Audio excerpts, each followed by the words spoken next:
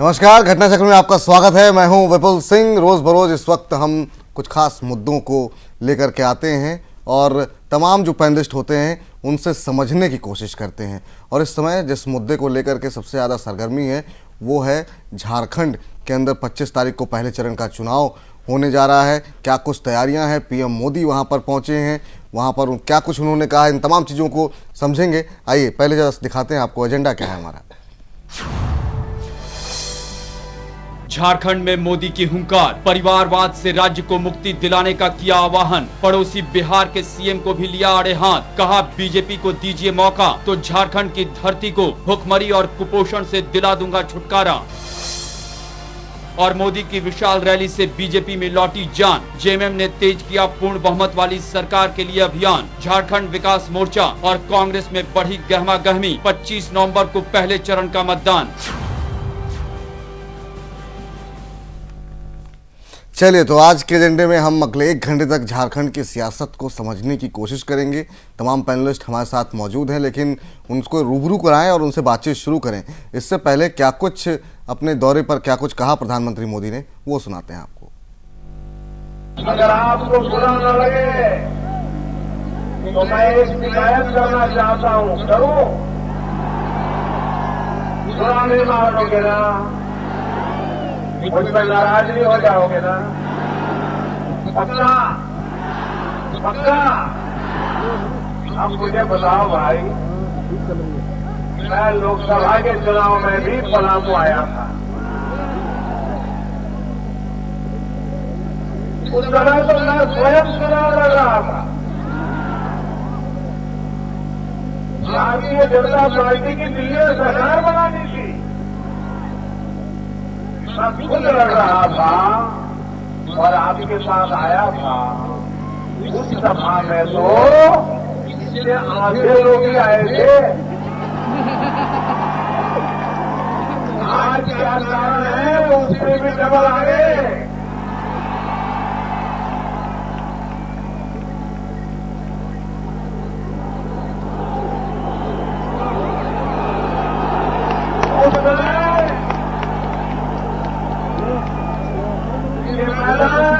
से खाली था, रास्ते पर तो लोग ही नजर नहीं आते थे।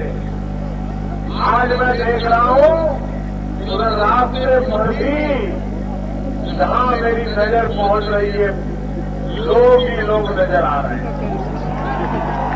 रास्ते पर मैं देख रहा हूँ लोग नजर आ रहे हैं। आप चाहते हैं झारखंड आगे बढ़े? जरा मुझे पूरी ताकत से बताइए, आप चाहते हैं झारखंड आगे बढ़े? आप चाहते हैं झारखंड के नौजवानों को रोजगार मिले? आप चाहते हैं झारखंड में सुख संपन्नता आए? अगर ये आप चाहते हैं तो सबसे पहले झारखंड को परिवारवाद से मुक्त कराइए।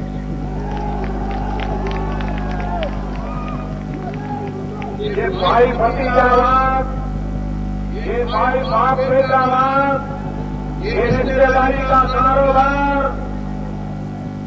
जब तक आप झारखंड को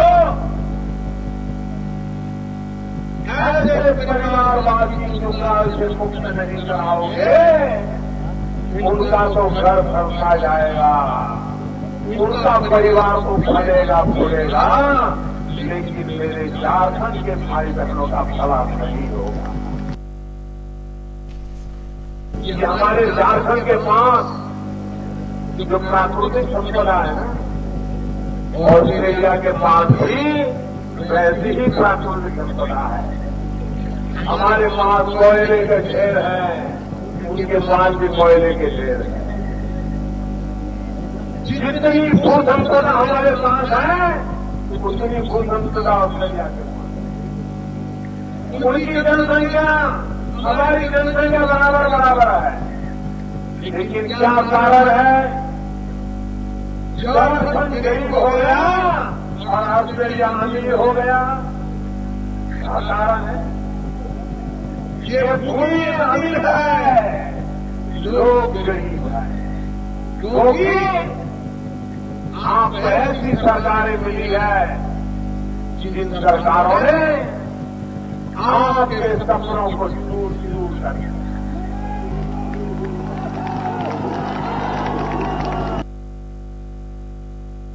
मुझे झारखंड की सेवा करनी है। आप मुझे अवसर दीजिए भाई बहनों, आप मुझे अवसर दीजिए।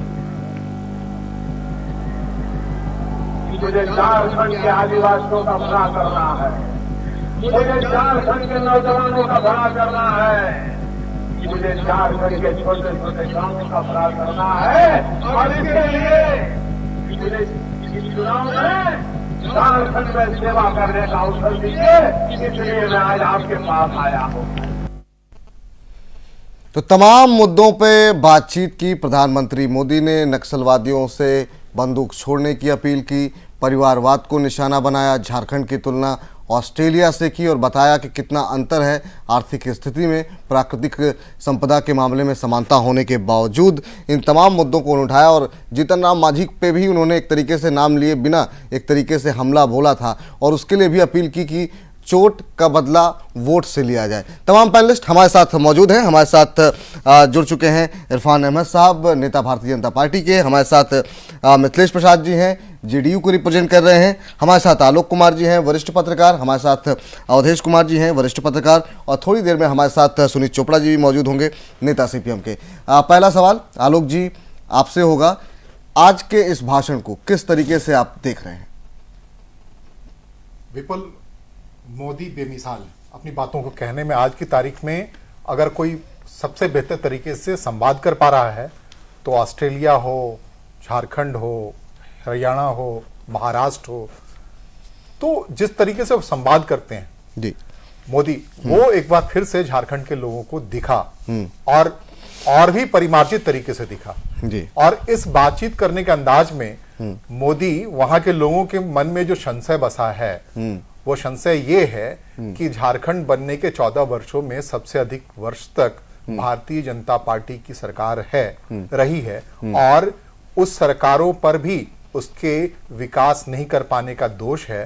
उस दोष वाले संशय को जो लोगों के मन में बसा पड़ा है, मोदी के इस बेमिसाल भाषण से कितना कुछ कवर किया जा सकता है ये देखने वाली बात होगी। लेकिन जिस तरीके से भीड़ उमड़ी और उस इलाके में भीड़ उमड़ी जो नक्सलवाद प्रभावित है, मेरे याद में डाल्टनगंज या चंदवा में इतनी बड़ी भीड़ किसी भी रैली में आज तक झारखंड बनने से पहले की बात मैं कर रहा हूं नहीं जुटी थी। तो ये भीड़ अगर जीत का पैमाना है तो मोदी जीतते नजर आ रहे हैं, लेकिन ये भीड़ कई बार ऐसा भी होता है कि कई संशय को लेकर घर लौटती है, तो वो मतदान के वक्त में क्या होता है वो दिखेगा। चलिए अवधेश जी, आज के इस भाषण पर पहले आपकी टिप्पणी मैं लेना चाहूंगा, उसके बाद फिर इस बहस को खोलेंगे और अलग अलग मुद्दों पर बातचीत करेंगे। देखिए, नरेंद्र मोदी चुनावी सभाओं में जब जाते हैं तो वहाँ 3-4 चीजें वो हमेशा ध्यान रखते हैं। पहले वहाँ स्थानीय किसी नेतृत्व का, स्थानीय संस्कृति का या स्थानीय के कोई ऐतिहासिक महत्व हो उसको उठा करके फिर लोगों को अपने से जोड़ना। जैसे वहां उन्होंने 2 नाम लिए, नीलांबर पीतांबर किसका, और वो सब नाम लिया, तो पहले लोगों को जोड़ना। दूसरा यह है कि सामने हमारा कौन यहाँ प्रतिस्पर्धी हो सकता है उसको केंद्र बिंदु मिला करके उसकी जो नकारात्मक बातें हैं प्रदेश से जुड़ती हुई उसको बोलना। तो इस बार मुख्य मुकाबले में अगर पूरे प्रदेश में कोई पार्टी है तो झारखंड मुक्ति मोर्चा है। तो हालांकि यहां झारखंड मुक्ति मोर्चा पिछले 3 बार में जीती नहीं है, लेकिन फिर भी झारखंड मुक्ति मोर्चा है प्रदेश में तो निशाना उसी को बनाना था, इसलिए वंशवाद को आधार बनाना कि बाप के बाद बेटे का राज्य हो रहा है। तीसरा जो झारखंड के जो विकास की जो नकारात्मकता है कि खनिज संपदा में महत्वपूर्ण होते हुए भी राज्य विकास के पैमाने पर भारत का एक अत्यंत ही जर्जर और रुग्ण राज्य है, तो उसको अपने तरीके से बता के फिर लोगों से यह पूछना कि क्या आप ऐसे ही रहना चाहते हैं या विकास देखना चाहते हैं। यानी विकास चाहिए तो इनको हराओ मुझे जिताओ, ऐसे रहना है तो इनको जिताओ मुझे हराओ। और वहां की बड़ी समस्या चूंकि नक्सलवाद है इसलिए उस पर भी उन्होंने अपनी टिप्पणी की, हिंसा छोड़ के लोगों को बाहर आने की अपील की और साथ ही साथ लोगों के अंदर ये चेतना भी भरने की कोशिश की कि चाहे कितना भी उनका दबाव हो मतदान जरूर करिए। मिथिलेश जी, आपकी पार्टी कैसी स्थिति में है? आपकी पार्टी के मुख्यमंत्री पर भी निशाना साधा, जिस तरीके से उन्होंने एक बेतुका बयान दिया था कि अंदर नहीं आने देंगे उन मंत्रियों को केंद्र के, अगर यहाँ पे इस बिहार के बारे में सोचा नहीं गया। उसको लेकर के भी उन्होंने अपील की कि ऐसे लोगों को हराना बहुत ज़रूरी है, चोट का बदला वोट से लेने की बात कही गई है। देखिए विपुल जी, आज जो स्थिति है झारखंड का, 14 साल हो गए आजादी के, वहां पर सरकार जो बनी है, 14 साल के अंदर में 10 साल जो है सरकार जो है, 8 साल 9 साल करीब भाजपा का ही रहा है जी। अब तक के भाजपा के लोग जो है वहाँ जो होना चाहिए था, इतनी संसाधन बताने के बाद जी। कि धरती अमीर है, लोग गरीब हैं, लेकिन इतनी लंबी सरकार के बाद भी वह भारतीय जनता पार्टी की जो कार्यशैली रही है वो कहीं न कहीं जो है विचारणीय रहा है। आज चिंतन करने की जरूरत है। और जो मोदी जी का स्टेटमेंट रहा, वोट डालने का समय है, इसमें कौन सा चिंतन होगा? जो मोदी जी का जो वक्तव्य है, वक्तव्य तो हर जगह जो है एक अपने ढंग से उनका होता है जी। और हम समझते हैं कि जितना उन्होंने कहा है जी, जो अब तक के जो 6 माह की 5 माह की जो सरकारें, ये जो बात आप मुझे कह रहे हैं, इस सरकार में आप आज जनता तक तो पहुंचा नहीं पा रहे हैं। आज तक के जो है उनकी जो कार्यशैली रही है, जो उन्होंने जितना कहा चुनाव के पहले, 56 इंच का सीना से लेकर के जो अब स्टेटमेंट रहा उनका, हम समझते हैं कि कहीं न कहीं जो है एक तरह से लोगों की मोह, एक तरह से भावनाओं, हरियाणा और महाराष्ट्र का और जो है वो सरकार में का प्रतीक था। आज उसी टाइप के भाषण उन्होंने दिए हैं, कोई नई चीज तो किए नहीं है वो। इरफान साहब, मैं आपके पास आऊंगा, एक सेकंड, एक छोटे से ब्रेक के लिए मुझे यहाँ पर रुकना पड़ रहा है, जल्द लौट रहे हैं। ब्रेक के बाद हमारे साथ सुनीत चोपड़ा जी भी होंगे और अभी तक भारतीय जनता पार्टी का पक्ष हमने सुना नहीं है, उनसे भी बातचीत होगी और जानेंगे कि इन रैली से क्या मूड बदलेगा, क्या बीजेपी वहां पर एक तरीके से स्फूर्ति दे पाएगी। इन तमाम मुद्दों पर चर्चा एक छोटे से ब्रेक के बाद।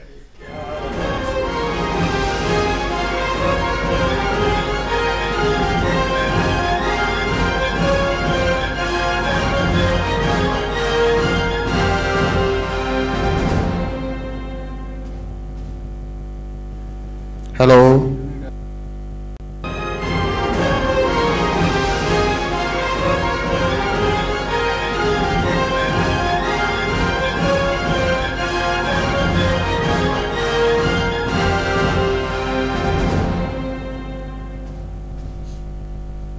घटना चक्र में ब्रेक के बाद आपका स्वागत है। हम बात कर रहे हैं झारखंड के अंदर लगातार सियासी गर्मी बढ़ती जा रही है, प्रधानमंत्री मोदी वहां पहुंचे हैं, उससे क्या कुछ माहौल बदलेगा, इसी पर हम बातचीत कर रहे हैं। हमारे साथ अब सुनीत चोपड़ा जी भी जुड़ चुके हैं, नेता सीपीएम के, इरफान अहमद साहब बने हुए हैं नेता भारतीय जनता पार्टी के, मिथिलेश प्रसाद जी हैं जेडीयू को रिप्रेजेंट करने के लिए, आलोक कुमार जी हैं वरिष्ठ पत्रकार और अवधेश कुमार जी हमारे साथ मौजूद हैं वरिष्ठ पत्रकार के तौर पे। इरफान साहब, आपसे जानना चाहेंगे, तमाम भीड़ वहाँ जुटी, तमाम भीड़ का धन्यवाद भी दिया गया और एक जो जुमला प्रधानमंत्री हमेशा बोलते हैं कि लोकसभा में इतनी भीड़ नहीं थी और विधानसभा में उससे डबल भीड़ देखने को मिल रही है, जनता को आकर्षित करने के लिए ठीक है, लेकिन जो लोग जाएंगे उनके मन में एक सवाल तो होगा ही कि इतने लंबे समय तक आपने शासन किया वहाँ पर और आप फिर कह रहे हैं कि यहाँ पर धरती अमीर है, लोग गरीब हैं और तमाम जो आप बातें प्रोमिसेस कर रहे हैं उसको जब डिलीवरी का टाइम था वो तो आपने किया नहीं। विपुल जी, मैं आपको ये बताना चाहता हूँ, जो भी हमारे मित्र मिथिलेश जी ने बोला था कि 10 साल से सरकार रही, 14 साल में, तो ये खुद उस सरकार में मौजूद थे, इनके खुद मंत्री रहते थे, लेकिन इनकी कथनी और करने में क्या होता है कि मीठा मीठा गप और कड़वा कड़वा थू। अब सरकार अलग वहाँ पे उनकी बन गई, ये अलग से चुनाव लड़ रहे हैं, इनका कोई एमएलए जीतने वाला वहाँ है नहीं।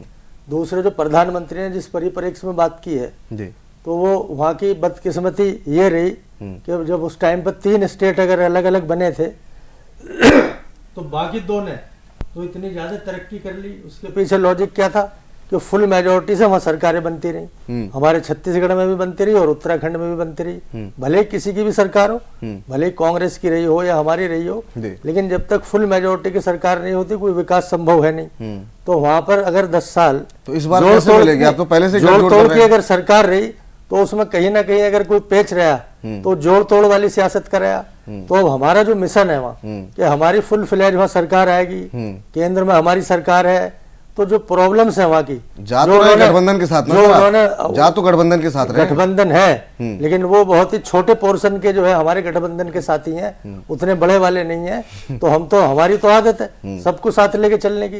अब जो आदमी हमारे साथ रहते हैं रहे, कुछ आदमी वहां से भाग गए, कुछ आदमी जो है अभी डायरेक्ट इनडायरेक्ट अगल बगल के राज्य की आदत आपने महाराष्ट्र में छोड़ दी। मंत्रियों के बारे में भी टिप्पणी करते रहते हैं कि जो यहाँ आएगा तो हम मान नहीं देंगे, जैसे उन्होंने उसका कोई पट्टा लिख लिया हो या रजिस्ट्री कर ली हो। ये तो भारत देश का हर नागरिक हर जगह आ सकता है, जा सकता है, उसे कोई दुनिया की ताकत रोक सकती है क्या?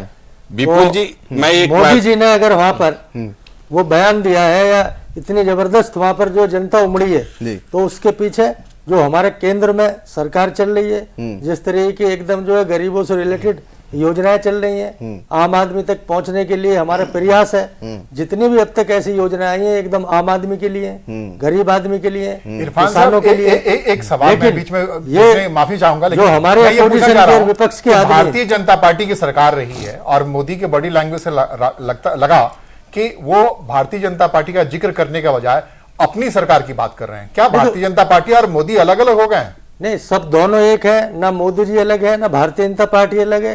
ये तो अपोजिशन को हमारे एक मुद्दा ऐसा मिला हुआ है, वो उनके कपड़ों के बारे में टिप्पणी करेंगे, उनके जूतियों के बारे में टिप्पणी करेंगे, वो उनकी जैकेट के बारे में टिप्पणी करेंगे, क्योंकि हमारे पे उन पर कोई भी ऐसी चीज अभी तक उनको नहीं मिली है कि उनको नेगेटिव चीज हो। देश की तरक्की हो रही है, देश सेवा कर रहा है। अभी आने वाले दोनों इलेक्शन में आपको जम्मू कश्मीर में भी और झारखंड में भी चले हमारी मेजोरिटी की सरकार बनने वाली है, अपोजिशन का सुपड़ा साफ होने वाला है, इस पर भाई भतीजा तमाम चीजों पे विस्तार पूर्वक चर्चा करेंगे, भी लंबा समय है। जरा पहले एक टिप्पणी सुनी चोपड़ा जी से लेते हैं। चोपड़ा साहब, जिस तरीके से झारखंड में आज प्रधानमंत्री की 2 रैलियां रही और इन दोनों रैलियों में उन्होंने खासतौर से नक्सलवाद, परिवारवाद, तमाम मुद्दों को उठाया, आज की इस रैली को आप कैसे देख रहे हैं? मेरी सब समझ तो ये है कि मोदी ऑस्ट्रेलिया और ये सब जो अमेरिका ये सब दौरों के बाद एक रॉक स्टार बन गए हैं। तो आप अमिताभ बच्चन को बुला लीजिए कहीं तो भीड़ तो आएगी आएगी, लेकिन वोट मिलेगा कि नहीं वो अलग बात है। वो भी उन्होंने करके दिखाया है। वो तो लोकसभा चुनाव में प्रधानमंत्री बनकर अब तो लोकसभा चुनाव में 31% वोट मिला है। अमिताभ बच्चन एक बार चुनाव लड़ा, चोपड़ा जी अमिताभ बच्चन एक बार चुनाव लड़ा और जीत गया। आप उदाहरण किसी हारने वाले का देते तो मजा भी आता, आप चुनाव जीतने वाले का। अमिताभ बच्चन चुनाव नहीं आ रहे, अमिताभ बच्चन चुनाव नहीं आ रहे। कहना है आज मुझे मौका मिला, मोदी जी की करनी और कथनी में भारी अंतर है।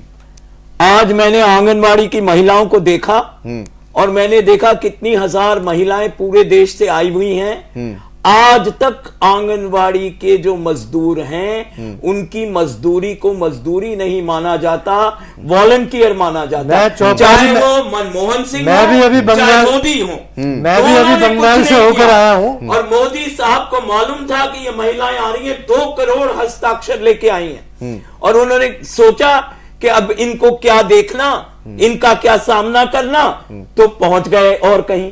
तो मेरा ये कहना है कि उनकी करनी और कथनी में जो अंतर है, आप चाहते वो देश आपके एजेंडे पर चले आहिस्ता आहिस्ता और आप जहां चाहें वहां रुके। वाह, मध्य प्रदेश में आया नहीं, मैं भी आपको बता सकता मैं भी बंगाल झारखंड पर बोलिए ना, कहां मध्य प्रदेश, पूरी दुनिया बोलेंगे, झारखंड नहीं बोलेंगे। ये कहना है मोदी बोले जो भी वो बोलता मध्य है, प्रदेश में तो हम लगातार जो चुनाव जीत रहे हैं वो गरीबों के लिए कुछ नहीं कर झारखंड के बारे में चोपड़ा साहब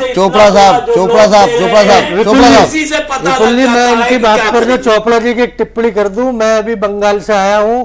आपने लगातार वह 35 साल तक रिकॉर्ड शासन किया और देश में सबसे ज्यादा गरीब अगर कोई है तो वहां की जनता है, वहां के मुस्लिम परिवार सबसे ज्यादा कहीं गरीब रहे। बंगाल, मध्य प्रदेश, छत्तीसगढ़, सबकी चर्चा हो रही है। झारखंड को छोड़िए, गरीबों को काम नहीं करे। चलिए झारखंड पे आते हैं। चोपड़ा साहब, झारखंड, चोपड़ा साहब सवाल सुन लीजिए। चोपड़ा साहब सवाल सुन लीजिए। मुसलमानों का क्या हाल है, हिंदुओं का क्या हाल है, चोपड़ा साहब सवाल। और दूसरी चीज है, चलिए अवधेश जी के पास आते हैं। बंगाल का सवाल है, बंगाल छोड़िए सर, बंगाल में फिर कल हम बंगाल में चर्चा कर लेंगे आपके लिए। उदय जी आपसे जानना चाहेंगे, सारे ये मिलके जो स्थितियां बन रही है, जो तमाम लोग ये कह रहे हैं कि अकेले तमाम ऐसे मुद्दे हैं, बीजेपी लंबे समय तक शासन में रही है और वहां पर उस तरीके की बात अगर उसी पार्टी का कोई वरिष्ठ नेता जब आकर के कहता है कि अब हम विकास की लहर लाएंगे, धरती जो है वो काफी समृद्ध है और लोग गरीब हैं, तो लोग ये सवाल तो करेंगे ही कि आपने पहले क्या किया और अब क्या कर रहे हैं। देखिए ऐसा है कि प्रभाव जो है ना एक राष्ट्रीय माहौल का पड़ता है चुनाव पर, हमेशा स्थानीय मुद्दे विधानसभा में हावी होते हैं, लेकिन इस समय सत्ता में वहां भारतीय जनता पार्टी नहीं है। केंद्र में 6 महीने में सत्ता में आने के बाद भारतीय जनता पार्टी का भले ही अभी धरातल पर एकदम कोई बड़ा ठोस काम नहीं दिख रहा हो, लेकिन देश का माहौल बदला है। भारतीय जनता पार्टी और मोदी को लेकर के जनता के अंदर की सोच बदली है और झारखंड भी उससे अछूता नहीं है। तो इस समय जो प्रश्न उठता है झारखंड में, वो उठ रहा है झारखंड मुक्ति मोर्चा पर, वो उठ रहा है उसके साथ ही कांग्रेस पर, वो उठ रहा है उससे पहले मधु कोड़ा पर उठ रहा है जिसको कांग्रेस ने बनाया। तो इस समय नरेंद्र मोदी या भारतीय जनता पार्टी झारखंड में कटघरे में नहीं है, हमेशा ध्यान रखिए। अगर कटघरे में होते तो लोकसभा चुनाव परिणाम भी उसको परिलक्षित करता। लोकसभा चुनाव परिणाम ने परिलक्षित नहीं किया। 58 सीटों पर अगर भारतीय जनता पार्टी को आगे बढ़ाया है तो विधानसभा चुनाव में यह पूर्णतः उलट जाएगा। ये केवल वो जो दिन में ख्वाब देखने का जो ये सीपीएम के नेता हमारे मित्र चोपड़ा जी का है कि रात में तो सोते हैं और दिन में सपने देखते हैं जो कभी पूरी नहीं होती, ये भले सोच सकते हैं। एक पत्रकार के नाते मैं नहीं सोच सकता। देखते हैं, कोई नहीं देखता हिंदुस्तान में। अब मोदी की रक्षा के लिए बैठे हैं। आलोक जी एक चीज आपसे जानना चाहेंगे। निश्चित रूप से वहां पर बहुत लंबे समय से लोगों को लग रहा था कि बीजेपी कार्यकर्ताओं को भी लग रहा था कि जब मोदी वहां पहुंचेंगे तो एक जो मेहनत वो कर रहे हैं उसमें और गर्मी आएगी, और वहां पहुंचने के बाद किस तरीके से आप सियासत को बदलते देख रहे हैं, और जो तमाम लोगों के मन में ये सवाल है कि इतना लंबा अरसा बीजेपी ने वहां समय दिया है, क्या उन चीज़ों को भूल करके लोग बीजेपी से जुड़ेंगे वहां पर? विपुल, अध्यक्ष जी ने कहा कि राष्ट्रीय मुद्दे का, राष्ट्रीय व्यक्तित्व का असर पड़ता है धरातल पर, लेकिन दूसरी एक जो बड़ी सच्चाई है, मोदी से जाने से पहले जो भयंकर भीतरघात या बाकी तरीकों से उभर के दिखा था पूरी पार्टी में, अब मोदी वहां गए हैं और आने वाले दिन में 8 और रैलियां करेंगे वो। ये तो आज 2 ही था, ये झलक भर है। तो 8 के बाद वो जो अंदर जो बिखराव है भारतीय जनता पार्टी के अंदर, उस बिखराव को समेट पाते हैं या नहीं, या जो आज कहते हैं कि एक बात को अगर बार बार कहो तो वो बात सच जैसी लगती है, तो मोदी जिस ढंग से कह रहे हैं बार बार और इसको कवर करने की कोशिश कर रहे हैं, मैं फिर उसी बात पे आ रहा हूं कि 10 साल तक जिस पार्टी का राज रहा और उस प्रदेश की जनता जिस दल को सबसे बड़े दल के तौर पर पिछले 3 विधानसभाओं में चुनती रही, उस विधानसभा उस दल को फिर से सरकार बनाने का मौका दिया जाए, वो क्यों दिया जाए, ये बताने के लिए भारतीय जनता पार्टी को चाहिए कि एक अपना चेहरा पेश करे। चेहरा के तौर पे उनके पास पिछले जो मुख्यमंत्री रहे हैं उसको पेश करने की हिम्मत नहीं है। तो ये जनता के अंदर एक अलग सा मैसेज आ रहा है। नया चेहरा कौन हो, अगर उसका वो खुलासा कर देंगे तो हो सकता है कि मौजूदा चेहरा जो एक दमखम के साथ उनके साथ रहा है वो बिछड़ करके कहीं और चला जाए। एक बात बताऊं विपुल, कि जो अर्जुन मुंडा है वहां झारखंड मुक्ति मोर्चा से भारतीय जनता पार्टी में आए और इसी चुनाव के दरमियान शिबू सोरेन जो झारखंड मुक्ति मोर्चा का सुप्रीमो है, उन्होंने एक बयान दिया, कहा कि अपने घर के हैं और उनके जो एक पॉलिटिकल बयान था उसमें यह था कि भारतीय जनता पार्टी में अर्जुन मुंडा की उपेक्षा हो रही है और वो चाहे तो अपने मातृ संगठन वापस आ जाए। तो ये सारी बातें जब हो रही है राजनीतिक तौर पर और एक जो उलट संदेश जा रहा है वहां के लोगों के बीच में और नेतृत्वकर्ता का नया नाम नहीं आ रहा है, तो इसे देख करके ये छोटी छोटी बातें हैं जो कि मतदान के समय जनता के जेहन में होगा, वहां के कार्यकर्ताओं के जेहन में होगा, जो वोटर पोलिंग बूथ पे जाएंगे। पिछली दफे भी हुआ है कई बार कि तो बाबूलाल मरांडी को बार बार कहा जाता रहा है कि संघ का समर्थन रहा है, लेकिन अलग बात है वो उनके साथ संघ का समर्थन। आलोक जी जो कह रहे हैं, असल में देखो जनता ये देखेगी कि इस समय हमारे पास सक्षम विकल्प कौन है जो एक स्थिर सरकार दे सकती है, ये एक मुद्दा वहां होगा। और इस समय केवल मुकाबला झारखंड मुक्ति मोर्चा और भारतीय जनता पार्टी में राज्य के स्तर पर है। कांग्रेस वहां चुनाव में है नहीं, गठबंधन जो है जितना बना है वो दौर में उस ढंग से नहीं है। तो उसमें अगर झारखंड मुक्ति मोर्चा और भारतीय जनता पार्टी में तुलना होगी और केंद्र के सहयोग की बात होगी कि झारखंड में मिला करके, तो जनता का सामूहिक मनोविज्ञान बहुमत भारतीय जनता पार्टी के पक्ष में जाएगा, ये एक पत्रकार के नाते मैं सोच सकता हूं। बाकी वो बात ठीक कह रहे हैं, भारतीय जनता पार्टी में अंतर विरोध है, विद्रोह हुआ है। मैं एक बात जो कहना चाह रहा था, आजसू के कारण वो सब चीजें हैं। नहीं, मैं दूसरी बात कहना चाह रहा था, भारतीय जनता पार्टी मतदान कराने का हक या मतदान एकजुट होकर अपना चुनाव लड़ रहे हैं। विद्रोह तो आने वाले विधानसभा के चुनाव में हम इसकी बात कर रहे हैं कि 50 सीटों अकेले दम पर जीत कर दिखाएंगे। हो सकता है स्थिर सरकार बनेंगे, लेकिन जो पिछले 15 साल से सरकार नहीं बन पा रही है। इरफान, मैं जो दूसरी बात कह रहा हूं, जो मैं कहना, जो आपके जो वोटर हैं, जो पोलिंग एजेंट, वोटर की बात तो अलग है, जो आपके पोलिंग एजेंट हैं वो दृढ़ता के साथ तभी आपके साथ होंगे जब उनको पता होगा कि आपका, हरियाणा की बात नहीं, हरियाणा और झारखंड में जमीन आसमान का फर्क है। महाराष्ट्र से भी झारखंड की तुलना नहीं की जा सकती, क्योंकि झारखंड में हमेशा से तमाम विधानसभा चुनाव में भारतीय जनता पार्टी को वहां के लोगों ने सबसे बड़े दल के तौर पर चुना है और पार्टी कैडर जमीन तक पहुंचा हुआ है। अब उस पार्टी कैडर को, उस पोलिंग एजेंट को आपको बताना होगा कि आखिरकार इस बार भी जो जनता को कह रहे हो आके वोट डाल जाओ, तो सरकार किसकी बनेगी, नेतृत्व कौन करेगा, सरकार किसकी बनेगी, नेतृत्व किसका होगा, एक बड़ा सवाल है। छोटे से ब्रेक के लिए रुक रहे हैं, इस पर थोड़ा चर्चा करेंगे ही करेंगे, लेकिन साथ साथ जो एक रिप्रेजेंटेटिव हमारे साथ मिथिलेश जी हैं, उनसे भी हम बातचीत करेंगे। और जो महागठबंधन और गठबंधन की जो बात हो रही है, उनका भविष्य क्या है झारखंड में, इस पर चर्चा एक छोटे से ब्रेक के बाद।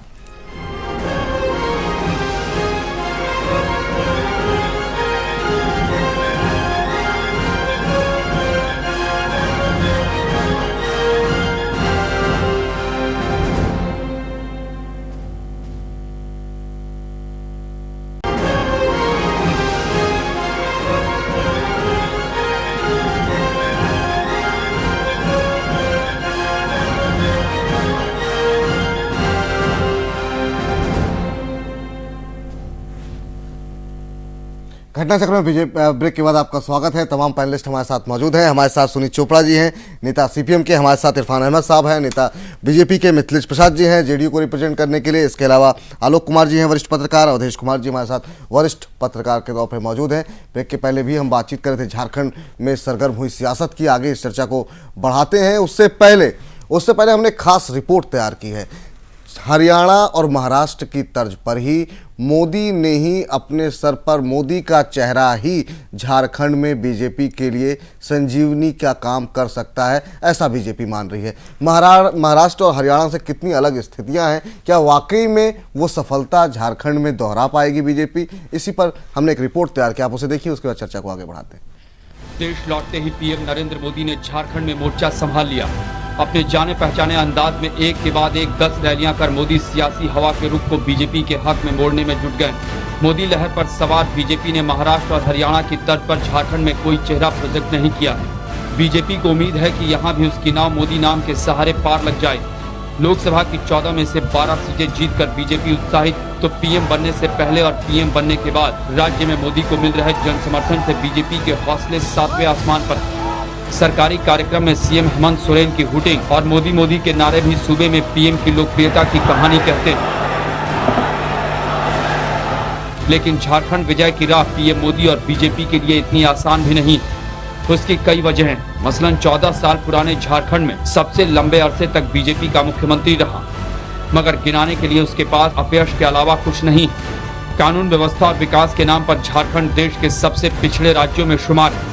इसके अलावा चुनाव में उतरी बीजेपी के लिए अंदरूनी बिखराव बड़ी चुनौती, जो फिलहाल मोदी के अनुशासन की वजह से भले ढकी छुपी लेकिन पूरी तरह से खत्म हो पाई है, इसे लेकर आशंका है। अंदर खाने नेता अपनी पारी और विरोधी को चित करने के मौके के इंतजार में रहते। बीजेपी के पास राज्य में किसी ऐसे नेता का न होना जिसके नेतृत्व में सब साथ चल सके, पार्टी के लिए परेशानी का सबब।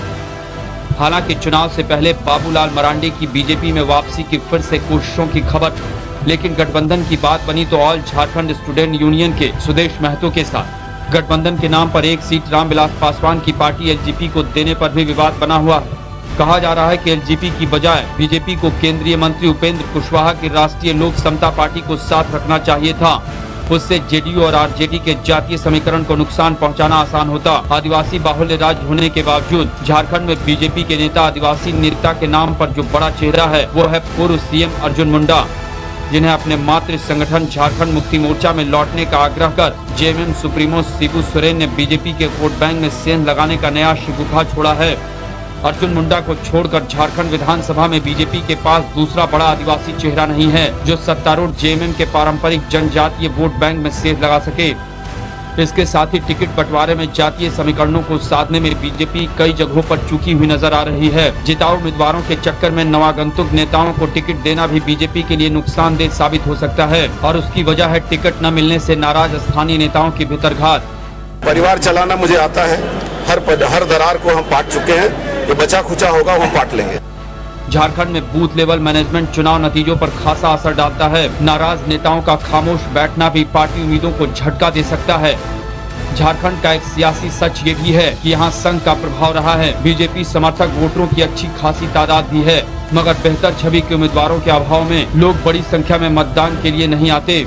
ऐसे में निराश बैठे रहने वाले मतदाताओं को मोदी अपने करिश्मे से खींचकर पोलिंग बूथ तक ला पाते हैं या नहीं, ये देखना दिलचस्प होगा।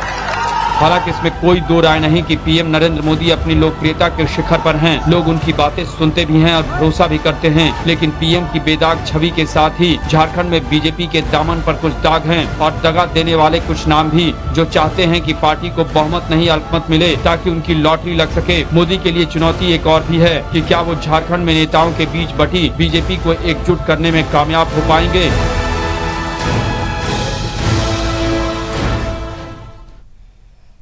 तो रिपोर्ट देखिए आपने, तमाम पहलुओं को हमने छूने की कोशिश की। इरफान साहब, तमाम सवाल भी थे इस रिपोर्ट में। सवाल ये, कोई आदिवासी नेता बड़ा नहीं है, जो एक हैं उनको लेकर के तमाम तरह के संशय चल रहे हैं। दूसरा, अंदर बिखराव बहुत चल रहा है। ये जो तमाम कमियां हैं, कैसे निपटेगी बीजेपी इन सबसे? नहीं, कोई बिखराव नहीं है, कोई जुड़ाव नहीं है, सब एकजुट होकर काम कर रहे हैं। भारतीय जनता पार्टी जीतेगी, भारतीय जनता पार्टी चुनाव लड़ रही है। जिनके बारे में आप बात कर रहे हो, झारखंड मुक्ति मोर्चा के जो शिबू सोरेन जी हैं, वो खुद अपना जो है ना डैमेज कंट्रोल करने के लिए कोई ऐसा प्रचार कर रहे हैं कि अर्जुन मुंडा जी के बारे में टिप्पणी कर रहे हैं। अर्जुन मुंडा जी भारतीय जनता पार्टी में हैं, उसके लीडर हैं, वो सब मिलकर जो है ना पूरा चेहरा कौन होगा आपका? पूरा एक नेतृत्व जो है वो लगा हुआ है वहाँ चुनाव जीतने के लिए। हमारा जो वहाँ चेहरा होगा वो भारतीय जनता पार्टी होगी और भारतीय जनता पार्टी का ही वहाँ मुख्यमंत्री बनेगा। मुख्यमंत्री के नाम पर मुख्यमंत्री भी भारतीय जनता पार्टी का ही बनेगा। आप टेंशन न लीजिए इस चीज की। लोगों को टेंशन है इस बात की, लोगों को टेंशन है इस बात की।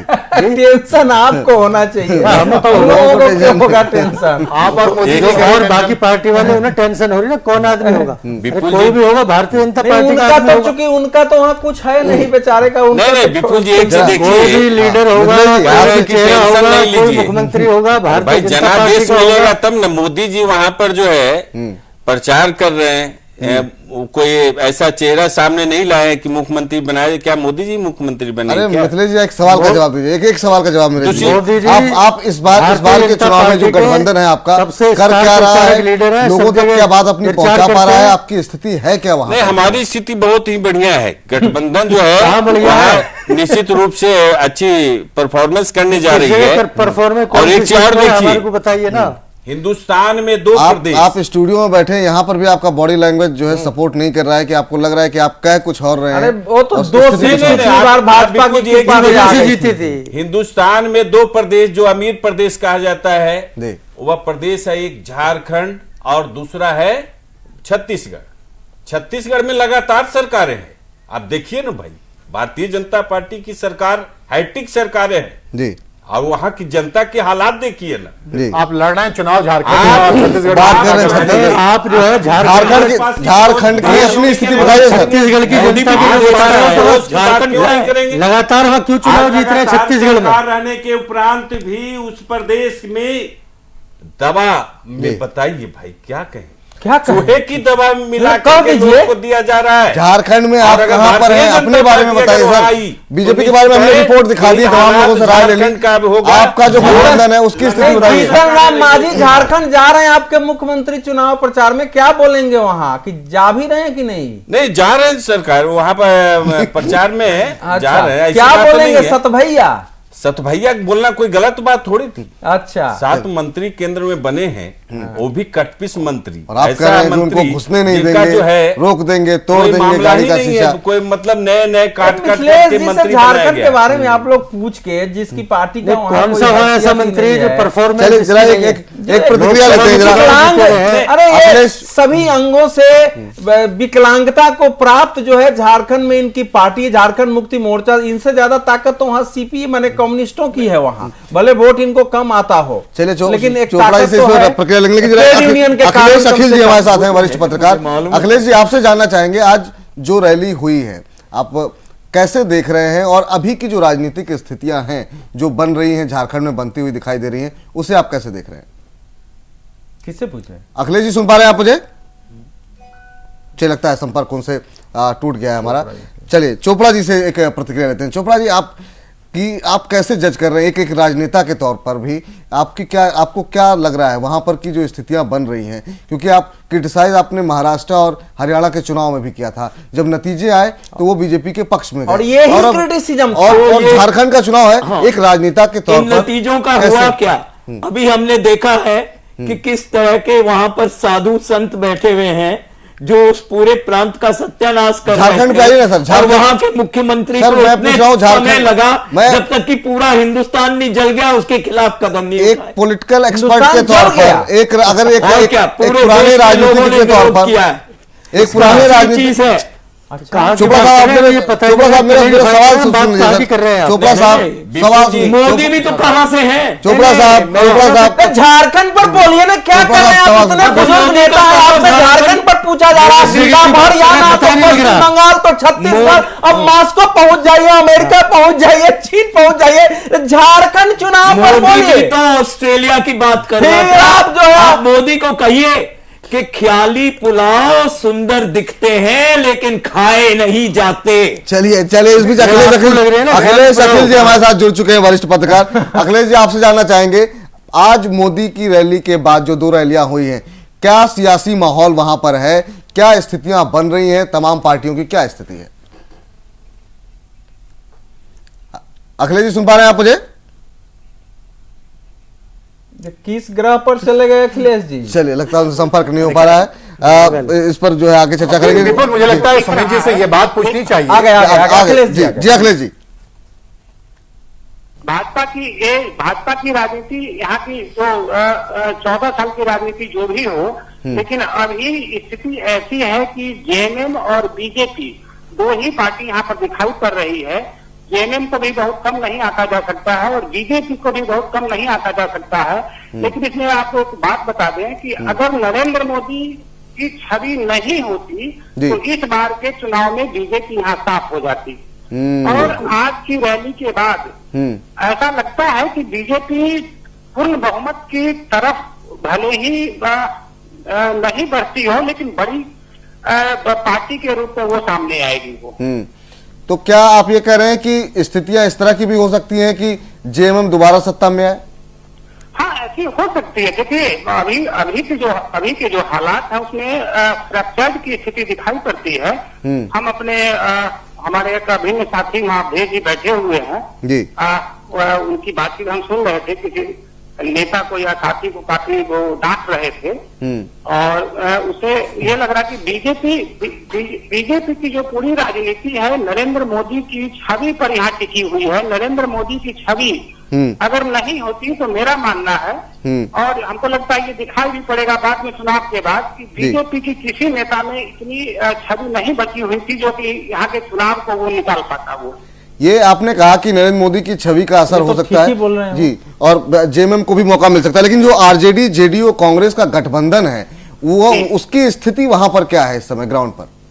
देखिए, वो आरजेडी कांग्रेस और जेडीयू जो गठबंधन है उस गठबंधन की स्थिति बहुत अच्छी नहीं कही जा सकती है। लेकिन कुल मिलाकर ये है कि 20 से 25 सीटें अगर जेएमएम के खाते में जाती है तब खेल हो जाएगा, जिसको खेल कहा जाता है राजनीति में। इस खेल को आप भी समझ रहे हैं। लेकिन सबसे बड़ी चीज है कि बीजेपी को अभी जो प्राइमरी जो हालात है उसमें पूर्ण बहुमत वाली कहानी जो नहीं कही जा सकती है। और आपको आश्चर्य की बात बता दें कि बीजेपी की कहानी देखिए यहाँ पर किस तरह की चल रही है जी, कि बीजेपी पहले यहाँ पर ये कही कि हम अकेले चुनाव लड़ेंगे, बाद में वो 3 पार्टी से गठबंधन करके चुनाव लड़ रहे हैं, आजसू वाले, लोजपा वाले, लोजपा वाले। अब ये देखिए ये सारे लोग पहले भी इनके साथ सरकार चला चुके हैं। अब इसमें देखिए कि प्रचार अभियान इनका देखिए, प्रचार अभियान में बोलते हैं एनडीए झारखंड में चुनाव लड़ रही है और बटन दबाइए कमल पर। ये बड़ा हास्यास्पद लगता है, क्या कहना चाह रहे हैं ये लोग। चलिए बहुत बहुत शुक्रिया अखिलेश जी, ये तमाम स्थितियां हम लोगों के सामने रखने के लिए। तो अगर इस गठबंधन को 20 से 30 सीटें मिलती हैं, 20-25 सीटें, खेल हो सकता है, ये कहना था उनका। अब ये खेल क्या है इस पर चर्चा करेंगे एक छोटे से ब्रेक के बाद।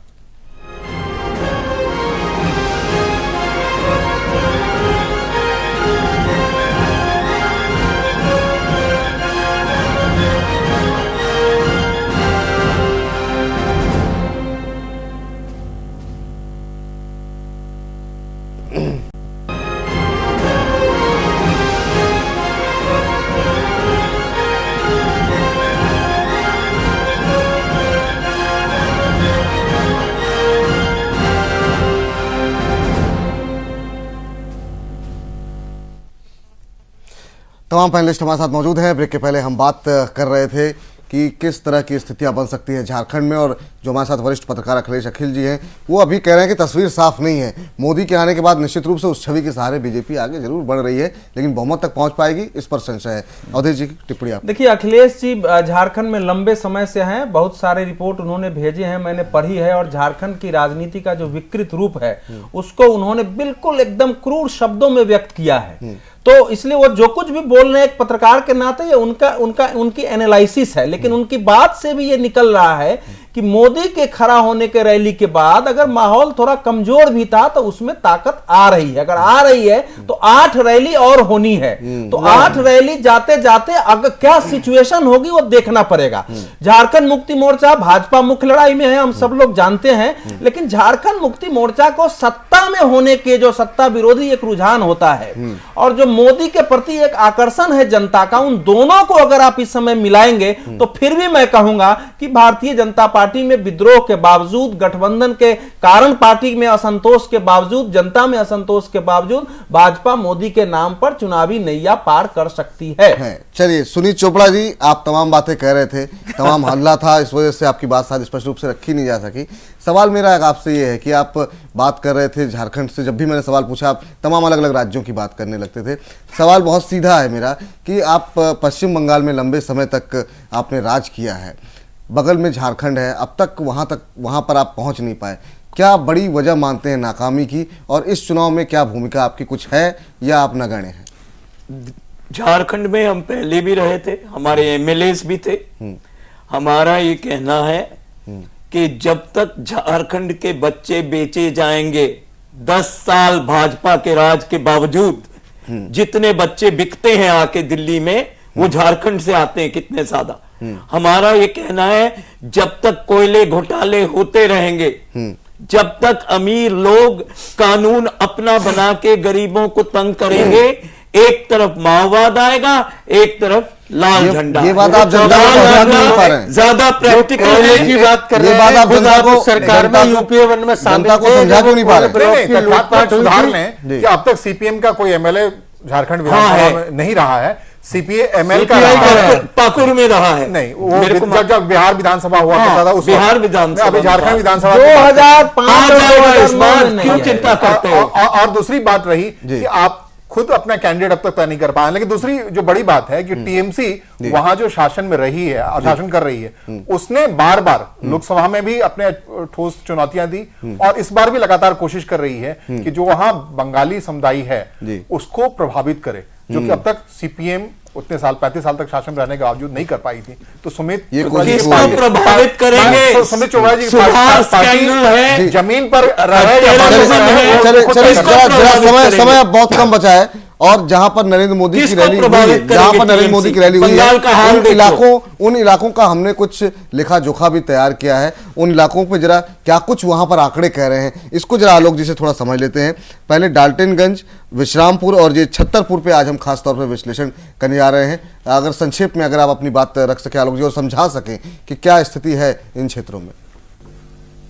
आलोक आप सुमित, डाल्टनगंज जहां आज मोदी की विशाल जनसभा हुई, ये सीट मुकाबले में बीजेपी का आए ये देखना पड़ेगा, क्योंकि यहां बीजेपी नहीं रही है। कांग्रेस पार्टी का पिछला विधायक है जो वहां कृष्णानंद त्रिपाठी हैं, और इससे पहले वो यहां से निर्दलीय उम्मीदवार के तौर पर इंदर सिंह नामधारी रहे थे। और एक जो सबसे बड़ी वहां झारखंड के साथ जो दुविधा है कि वहां इंदर सिंह नामधारी भी संघ के पृष्ठभूमि से आए व्यक्ति हैं, तो संघ से आए पृष्ठभूमि के लोगों के साथ बीजेपी वोट में बंटवारा हुआ करता है, तो ये देखना पड़ेगा। दूसरी बात है कि डाल्टनगंज या विश्रामपुर या जिन तीसरे सीट की बात आप कर रहे हैं छतरपुर की, ये तीनों बुरी तरह से नक्सलवाद से प्रभावित सीटें रही हैं, और नक्सलवादियों का खासा असर रहा है इन सीटों पर, उनकी अपील का, उनके बहिष्कार का, और काफी हद तक वो तय करते रहे हैं इन सीटों पर कि कौन जीतेगा कौन हारेगा। डाल्टनगंज के बाद लेस्कीगंज है, आप जानते हैं, वहां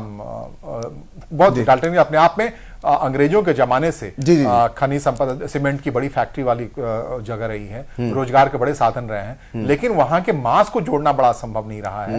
लेस्कीगंज में मैक्लोस्कीगंज है, वहीं पर जहां पे कि रेड इंडियन आबादी है, जिसका कि अभी भी झारखंड विधानसभा में 2 सीट है जो रिजर्व सीट के तौर पे है, उनको लड़े बिना मिल जाया करता है। तो ये खूबसूरत जगह होने के बावजूद भी नक्सलियों ने जिस ढंग से दोहन किया है, तो अगर उस मंच से नरेंद्र मोदी दोनों जगहों पे चंदवा और डाल्टनगंज में बोले हैं, तो उस मंच पे उन्होंने एक ही समान तरीके से जो मांग की है कि नक्सली समाज के मुख्यधारा में लौट आए, तो वो वाजिब जगह था। और अगर नक्सली ऐसा करते हैं तो एक झारखंड के इतिहास में सुखद अध्याय की शुरुआत होगी। 1 मिनट में अगर आप इन तीनों सीट का की खासियत यह है कि तीनों सीट में भाजपा जीती नहीं है, ये आप समझ। तीनों सीट जो रही है वो दूसरी पार्टी के हाथ में रही है, जहां आज मोदी की सभा हुई है। अब आप तीनों जो मान रहे हैं, और एक सीट विश्रामपुर में इस बार 22 उम्मीदवार हैं, जिसमें कि 5 तो विद्रोही हैं जो भाजपा और दूसरी से निकल के हैं। 26 उम्मीदवार हैं आपको डाल्टनगंज में, इसमें करीब करीब 7 या 8 विद्रोही माने जा रहे हैं। केवल छतरपुर से 11 उम्मीदवार है।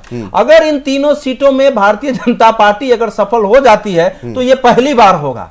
इसके पहले भाजपा जो है कभी यहां रही नहीं है, ये इस सीट की खासियत है। इनका जो जेडीयू है, इसी में से एक सीट जो है, क्या कौन सा, छतरपुर से जेडीयू जीती है। जी, आप चोपड़ा साहब एक छोटा सा सवाल, 30 सेकंड में मैं एक सवाल पूछ रहा हूं आपसे, वो ये कि इन तीनों सीटों पर नक्सली प्रभावित एरिया रहा है। प्रधानमंत्री ने कहा हथियार छोड़े, नक्सली मेन धारा में लौटे, वोटिंग करें। साथ ही गृह मंत्री ने भी इस तरह की अपील की थी। क्या वाकई में ये अपील कारगर होगी? बहुत संक्षेप में। अपील की बात नहीं है, असलियत यह है कि मोदी जी की हिम्मत वहीं पड़ी जहां बीजेपी की सीटें नहीं हैं, जहां उनके अपने लोगों ने कोई काम नहीं किया है, मुंह नहीं खोल पाएंगे। आगे देखो, गलत प्रभावित एरिया में जाकर अगर किसी ने दमखम के साथ कोई रैली करने की हिम्मत की है, उस शख्स का नाम है नरेंद्र मोदी जी।